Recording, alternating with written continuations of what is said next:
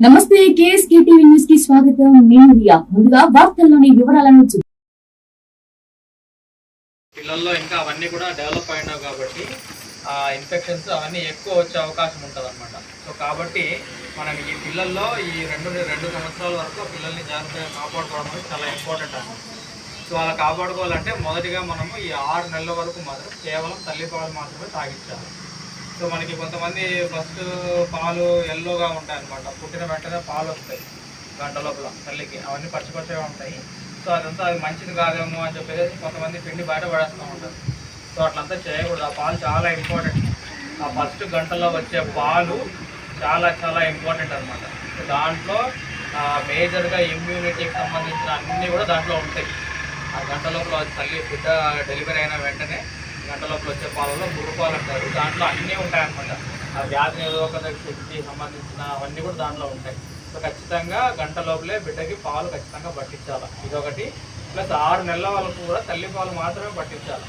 మనకి వేరే ఏ పట్టించినా కూడా బిడ్డకి వాంతులు విరోచనాలు అవ్వడము, లేదా దగ్గు జలుబులు రావడము, సో ఇట్లంతా జరుగుతుంది అనమాట.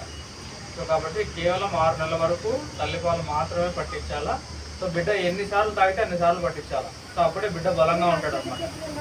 సో మనం మామూలుగా కొంతమంది పనిలో పడి ఏదో 2 సార్లు లేదా మొత్తం రోజులో కలిపి 3-4 సార్లు తాగిస్తారు పెద్దవాళ్ళకి అన్నం తినిపించినట్టు. సో అట్లా కాదు. బిడ్డ ఎన్నిసార్లు అడిగితే ఎన్నిసార్లు అట్లా పాల కోసం వేచి చూస్తే అన్నిసార్లు మనం తాగించాల్సి ఉంటుంది. సో మనం ఏం లేదన్నా కూడా ఒక 8 నుంచి 12 సార్లు దాకా పాలు తాగించాలి ప్రతి బిడ్డకి కూడా రోజులో ఖచ్చితంగా. మొత్తం 24 గంటల్లో పొద్దున రాత్రి 2 కలుపుకొని 8 నుంచి 12 సార్లు దాకా ఖచ్చితంగా పాలు తాగించాలన్నమాట. అప్పుడే బిడ్డ బలంగా ఉంటాడు. సో 6 నెలల టైంలో ఏమంటే బిడ్డ అన్ని లోపల ఉన్న అవయవాలు, బ్రెయిన్ కానీ ఇవన్నీ కూడా డెవలప్ అయ్యే స్టేజ్ అనమాట. సో ఆ టైంలో మీరు బిడ్డకి కొంచెం పోషణ తక్కువ ఇచ్చినారనుకో అవన్నీ కూడా సరిగ్గా డెవలప్ అవ్వవు. సరిగ్గా డెవలప్ అవ్వకపోతే రేపు పొద్దున వాడు చదువుకునేటప్పుడు కానీ లేదా రేపు పొద్దున ఏదైనా ఆడుకునేటప్పుడు కానీ నీరసం రావడము, ఎక్కువసేపు చదువుకోలేకపోవడము, సో ఇవన్నీ కూడా వస్తాయి తర్వాత. సో ఈ 6 నెలల్లో మీరు జాగ్రత్తగా బిడ్డకి కావాల్సినంత ఆహారం ఇస్తున్నారంటే తర్వాత వాడు చాలా బలంగా ఉంటాడు. రేపు స్కూల్స్లో కానీ అన్ని యాక్టివిటీస్లో కూడా చాలా చురుగ్గా ఉంటాడు అనమాట. సో ఇట్లా తల్లిపాలు 6 నెలల వరకు కేవలం తల్లిపాలు మాత్రమే. 6 నెలల తర్వాత నుంచి కొంచెం వేరే ఫుడ్స్ కూడా బాగా మెత్తగా ఉడికిచ్చినవి, చాలా బాగా నీట్గా ఉడికించాలన్నమాట. ఉడికిచ్చినవి కానీ లేదా పండ్లు ఏమైనా నీట్గా మెత్తగా పిసికి పెట్టడం కానీ అట్లాంటివన్నీ కూడా చేయొచ్చు. అట్లా 2 నెలల వరకు 2 సంవత్సరాల వరకు పట్టించాలి పాలు. అవి ఇస్తూ పాలు కొంచెం కొంచెంగా తగ్గిస్తూ మనకి 2 సంవత్సరాల వరకు ఖచ్చితంగా పాలు ఇవ్వాల్సి ఉంటుంది. అప్పుడే బిడ్డ టోటల్గా డెవలప్ అవుతుంది. లేదంటే మనకి బిడ్డ బలహీనంగానే ఉంటాడు అనమాట. సో కాబట్టి ఇవన్నీ కూడా ఖచ్చితంగా పాటించాలి. ఇంకొకటి ఏంటంటే చాలామంది ఇప్పుడు తల్లిపాలు 2 సంవత్సరాలు ఎవరైనా పట్టించాలన్నారా, ఫస్ట్ సంవత్సరం అయిపోతుంది 9వ నెలకే 2వ డెలివరీ, 2వ కాన్పు మేడం బుక్ చేయడం వస్తారు మళ్ళీ.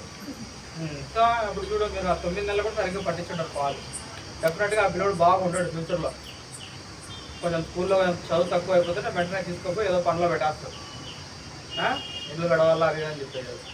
సో ఇట్లా ఇవన్నీ ఎందుకు జరుగుతున్నాయంటే మీరు సరిగ్గా పిల్లల్ని కేర్ తీసుకోవట్లేదు కాబట్టి. సో కాబట్టి ఖచ్చితంగా ఒక డెలివరీ అయిందంటే మధ్యలో ఒక 3 సంవత్సరాల గ్యాప్ అనేది ఖచ్చితంగా పెట్టుకోవాలి.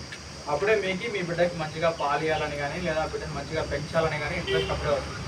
చాలామంది చాలా కేసులు ఉన్నాయి మనం ఇక్కడే కాదు ప్రతి ఊర్లో కూడా. పుట్టిన ఒక ఫస్ట్ డెలివరీ అయింటుంది, మళ్ళీ సంవత్సరంకే 2వ డెలివరీ అని చెప్పి బుక్ చేయండి అని చెప్పి వచ్చేస్తారు. సో మీరు అప్పుడే వచ్చినారంటే 9 నెలలకో 6 నెలలకో అప్పుడే పాలు ఆగిపోయింటాయి. సో ఆ బిడ్డ ఖచ్చితంగా 6 నెలలు కూడా తాగింటాడు సరిగ్గా పాలు. డెఫినెట్గా ఫ్యూచర్లో బాగుంటాడు. ఆ బిడ్డ హెల్తీగా ఉండడు. అనవసరమైన రోగాలు వస్తాయి, దగ్గులు వస్తాయి, ఇన్ఫెక్షన్లు వస్తాయి, నిమోనియా వస్తాయి, ఆయాసం వస్తుంది, ఇవన్నీ కూడా వస్తాయి అనమాట దానివల్ల. సో కాబట్టి ఖచ్చితంగా గ్యాప్ అనేది పెట్టుకోవాలి. ఫస్ట్ గ్యాప్ పెట్టుకుంటేనే మీకు మళ్ళీ మంచిగా పెంచాలని పడుతుంది. సో గ్యాప్ అనేది చాలా ఉన్నాయి ఇప్పుడు మనకి పద్ధతులు గ్యాప్ మెయింటైన్ చేసుకోవడానికి. ఆ పద్ధతులన్నీ కూడా మీరు ఏదైనా పర్సనల్గా కావాలనుకున్నది ఇష్టమైన కూడా చెప్తారు, ఏదైతే మీకు మంచిగా ఉంటుంది, ఏది సూటబుల్గా ఉంటుంది. కాబట్టి గ్యాప్ మెయింటైన్ చేయాలా, పిల్లల్ని మంచిగా పెంచాలి. Okay, thank you.